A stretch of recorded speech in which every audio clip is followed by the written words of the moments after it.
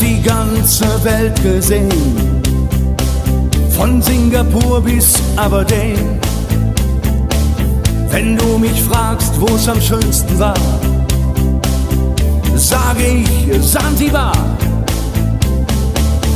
War ne harte Überfahrt, 10 Wochen nur das Deck geschrubbt, hab die Welt verflucht, in den Wind gespuckt und salziges Wasser geschluckt.